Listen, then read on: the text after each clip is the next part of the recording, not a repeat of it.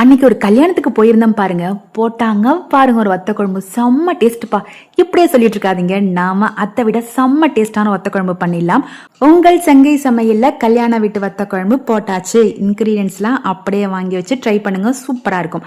இதுக்கு ஒரு lemon size புளிய 400 ml தண்ணியில ஊற வச்சிருங்க. 1/2 கப் தேங்காய் துருவல், மணத்தக்காளி வத்தல், சுண்டைக்காய் வத்தல், 20-30 சின்ன வெங்காயம், 30 பூண்டு பல்லு, 2 மீடியம் சைஸ் தக்காளியை ஃபைனா கட் பண்ணிக்கோங்க. ஊற வச்சு வேக வச்ச மொச்சக்கொட்டல, அவ்வளவுதான்.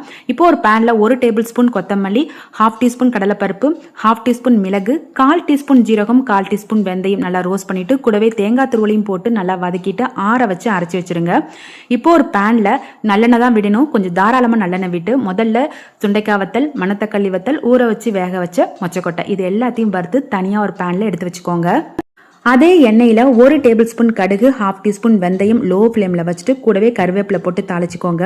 எல்லாரும் பண்ணுற மிஸ்டேக் பூண்டு கூடயே வெங்காயத்தையும் போட்டு ஆட் பண்ணுவாங்க வத்த குழம்புக்கு. அதை மாதிரி பண்ணக்கூடாது. ஃபஸ்ட்டு பூண்டு போட்டு அது கோல்டன் ப்ரௌன் ஆகணும். கூடவே 1/2 டீஸ்பூன் பெருங்காயத்தூள் போட்டுக்கோங்க. நல்லா வதங்கினதுக்கு பிறகு சின்ன வெங்காயத்தை ஆட் பண்ணுங்க. சின்ன வெங்காயத்து கூடயே கொஞ்சம் கல் உப்பு போட்டிங்கன்னா நல்லா குயிக்காக வெந்து போகும். இப்போ கட் பண்ணி வச்சிருக்க 2 மீடியம் சைஸ் தக்காளி ஆட் பண்ணுங்க. எல்லாம் நல்லா வதங்கி கொஞ்சம் சுருங்கட்டும்.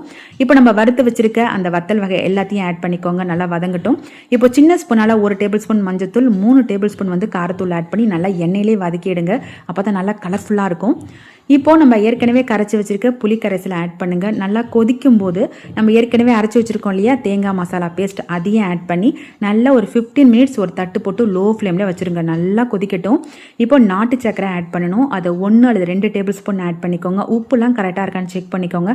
மறுபடியும் 10 மினிட்ஸ் மூடி போட்டு இறக்குனீங்கன்னா ஒரு 10 வீட்டுக்கு மணக்கிற மாதிரி இந்த வத்த குழம்பு சூப்பரா இருக்கும். இந்த வத்த குழம்பு 1 வீக் வரைக்கும் ஸ்டோர் பண்ணலாம். ஆனா வச்சு அன்னைக்கே காலி ஆயிடும், பாத்துக்கோங்க. நாளைக்கு வேற ரெசிபியோட மீட் பண்றேன். பாய்.